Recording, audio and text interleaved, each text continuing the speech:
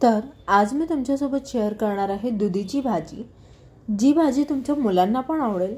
तर वेळ न घालवता आपण रेसिपीला सुरुवात करूया।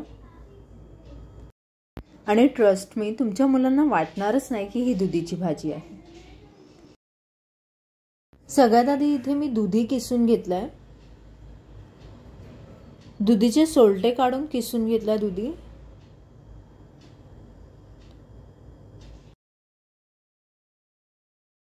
इथे मी दुधीमधलं पाणी काढून घेतलंय सगळं आणि मसाले पटापट टाकलेत कारण दुधी काळी होईल। आता याच्यात टाकलेत मसाले, हळद, अजवाईन थोडासा क्रश करून टाकलाय, मीठ टाकले चवीनुसार, मिरची टाकली आहे, धनाजिरा पावडर टाकली आहे, बेसन टाकलंय थोडंसं आणि थोडं गव्हाचं पीठ टाकलंय। सगळं मिक्स करून घेतलंय आणि चाळणीला तेल लावून याचे रोल म्हणजेच वडी बनवून घेतलेत।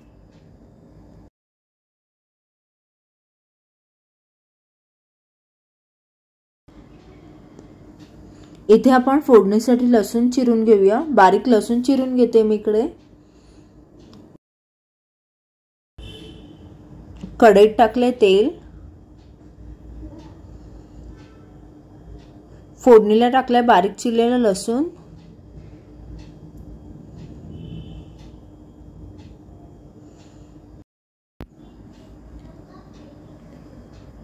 राई आणि जिरा थोडा थोडा, हिंग टाकली आहे। आता टाकलाय कांदा, परतून घ्या कांदा। कांदा परतून झाल्यावर याच्यात टाकलेत मसाले। मसाल्यांमध्ये आहे इथे हळद, मालवणी मसाला, मिरची, जिरा पावडर, धना जिरा पावडर आणि मीठ। तुमच्याकडे मालवणी मसाला असेल तर टाका, नाही तर नका टाकू।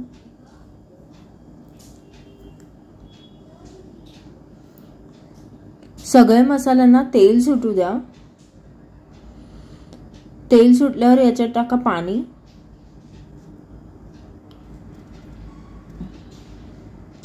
आता याला उकळा येऊ द्या। तोपर्यंत आपली वडी बघूया आपण शिजलेत का। वडी शिजलेत, आता याला काढून कट करून घेऊया।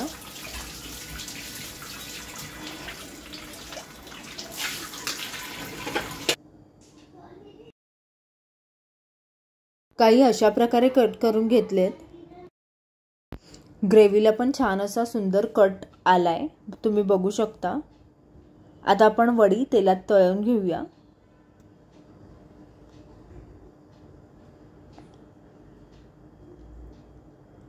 लालसर अशी तळून घ्या।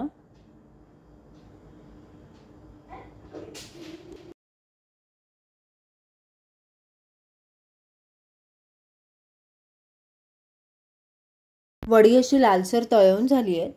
आपली ग्रेव्ही सुद्धा इथे रेडी आहे। तर आता आपण ही वडी टाकूया ग्रेव्हीमध्ये।